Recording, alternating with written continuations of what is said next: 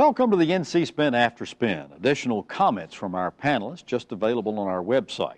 I want to ask each of them, what do you wish you had said on last week's show but didn't? John Hood, we'll start with you. Well, during the last segment, I mentioned that Pew Research Center has done some polling about, among many other things, they do a lot of deep polling, but among many other things, public knowledge of election issues during election season. And it's kind of distressing to see how many people can't answer basic civics questions who are active voters, even in midterm elections. But what's also interesting is the voters who actually know a lot are the most conservative voters and the most liberal voters. Those are the best informed. They're the most motivated to vote. They're the ones who do know which parties are controlling which houses of the Congress. They know lots of other names in politics. They know lots about the issues. We oftentimes say, well, if only the sensible center would dominate elections, everything would be better off. Actually, they're the least informed voters. They really often do not have any idea what they're doing. And the original framers of the Constitution didn't want them to vote anyway, did they? Dennis Wicker, what do you wish you'd have said? Well, one of my pet peeves is when you get your cell phone bill and you see all the hidden fees and taxes and things that are in that bill that are astronomical.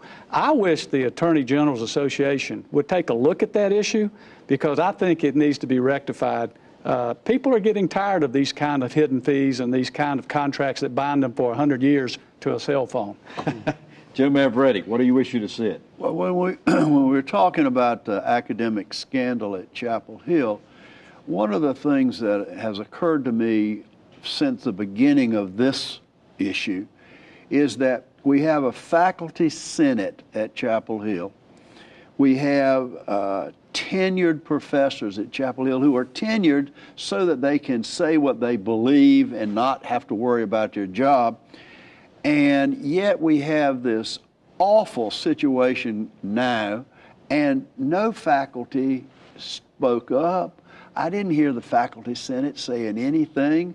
I haven't heard anything from the ethics people and the philosophic people and everybody, the people in the business school, tenured professors. Haven't heard a thing from any of them. The only thing that really strikes me about this whole deal so far is how they have absolutely destroyed the reputation of Mary Willingham.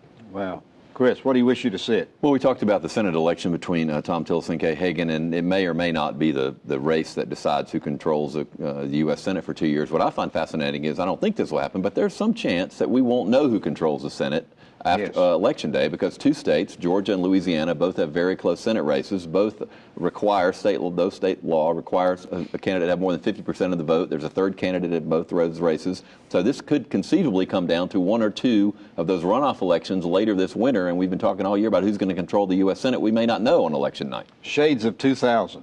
Absolutely. Well, thanks for watching the After Spin. More video all during the week on ncspin.com.